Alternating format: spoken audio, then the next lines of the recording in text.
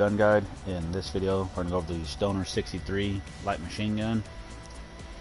This is probably, in my opinion, the best light machine gun in the game, and this build up that I did here is going to be perfect for the hardcore face-off 6v6 mode. I completed all the challenges in Nuketown, but like I've stated in past videos, with the hardcore 6v6, that is definitely the mode you want to play in. So first off, for the class setup, primary obviously the Stoner 63, secondary whatever you want. Tactical, I went with the stun grenade. Lethal, I do the Semtex, and field upgrade, I prefer the field mic over anything really. It just helps best with the challenges in the game, I think. For the wild card, I went ahead and went with Gunfighter. For the LMGs, I like using Gunfighter just because they're slow. I try to put as many attachments on there as possible to make it just a little bit snappier of a weapon so I can be aggressive. For the perks, perk 1, Flak Jacket. This is something you can interchange with Tactical Mask, just depending on the style of the gameplay, depending on what people are using most or what you're having more trouble with. But I prefer Flak Jacket just to survive grenades a little bit better. Perk 2, I have Assassin on. You could swap that out for a Gearhead or Assassin. Assassin just gives you more points at the time.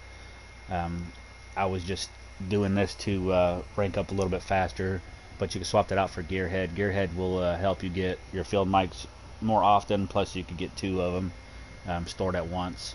And then finally, if you play the face-off 6v6, I went with Gung Ho. It's just going to help you reload a little bit faster while you're running, and you can run at full speed and shoot, so just helps you so you're not slowing down, because you're already going to be slow enough with the light machine gun.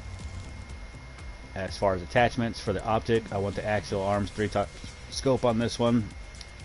This is just, in my opinion, a really good scope to see people at further ranges, but also it's not going to hinder your vision if they're up close. For the muzzle, I put the muzzle brake 5.56.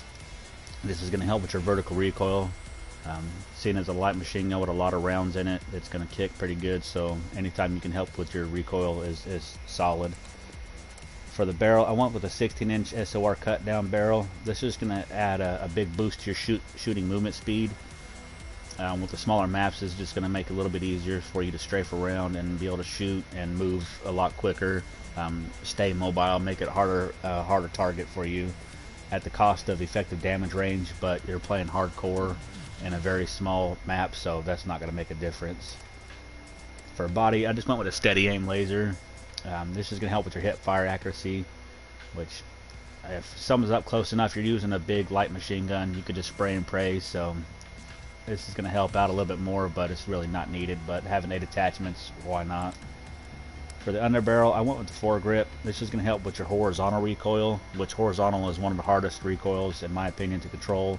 Vertical is a little bit easier. You can just hold down on the sticks, but horizontal is going to bounce side to side, so this will just help out. For magazine, I went with the 100-round speed mag. I don't really ever do anything more than that, just because after that it starts slowing everything down a lot more. So the 100 rounds, and 100 rounds is honestly plenty. You shouldn't ever run out of 100 rounds no matter what you're doing, especially in hardcore. More than likely you'll die before that, but if for whatever reason you do want to reload, the speed mag just speeds that up, obviously. For the handle, I went with the serpent wrap. This is going to help with your aim down sight time. Being it is a big light machine gun, this is just going to help you get your gun up a little bit quicker. And then finally, for the stock, I went with the Raider pad. This is going to help with your sprint to fire time and your aim walking movement speed. Again, anything to make this gun a little bit more agile and a little bit more quicker at the cost of hip fire accuracy. But then having, like I said, your steady aim laser, that's going to help boost that back up a little bit, so you're not really dropping too much on your hip fire. But again, it's really close maps, and it's hardcore if you're playing those, so this shouldn't be an issue. Finally, for the appearance, spray, just get 300 eliminations, self-explanatory, should just come natural.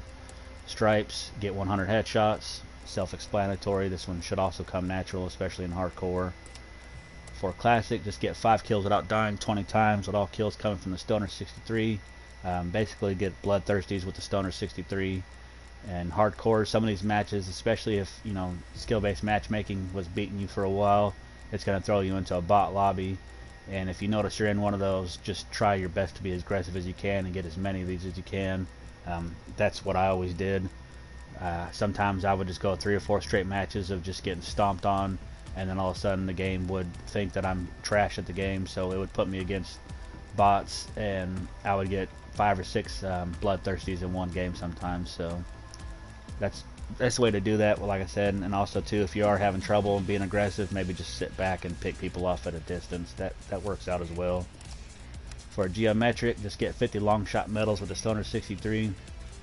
There are a few maps in the face-off that it's possible to get long shots, but if you're just wanting to do them as quickly as possible, Nuketown, tried and true. Just you know, everybody knows, from the little garages to garage, or off to the side of the field to the garage, or vice versa. That's the easiest way to do the long shots. For Flora, just kill 75 enemies detected, stunned, or blinded by your score streaks, equipment, or field upgrades. If you're doing the 6v6, then there is no score streaks, but you can use the field upgrades, and that's where your field mic with also using the gearhead is going to come into play, especially on maps like ICBM. If you pop your field mic down in the middle of the map, it shouldn't be an issue at all. Every single kill you get, it will count towards this, because it's going to cover the entire map. For science, just shoot and kill 50 enemies taking cover from you. I've noticed in the face-off there's a lot more cover, so a lot more players are hiding behind stuff, so this one shouldn't be too much of an issue. And then finally for psychedelic, kill 2 or more enemies rapidly 25 times. This one's going to be super easy, especially in the hardcore 66, just because, again, it's the smaller maps, there's more chaos, more people running around. You shouldn't have an issue at all getting double kills or more playing those game modes. And then finally, once you unlock all the camos, this is what gold will look like on it. And then if you unlock all the gold for the LMGs, you get diamond, and if you unlock diamond for every class in the game, you unlock dark matter ultra. Again, this is probably my favorite light machine gun in the game. That's just my opinion. Yours may be different, and that's perfectly fine, but overall I enjoyed this weapon very much, and if I do have a challenge for a light machine gun, this is usually the one that I'll go to. So if you guys did like this video at all and you found it informative, please give it a like, and if you want to see more just like this in the future, feel free to subscribe, and I'll see you guys in the next one. Peace.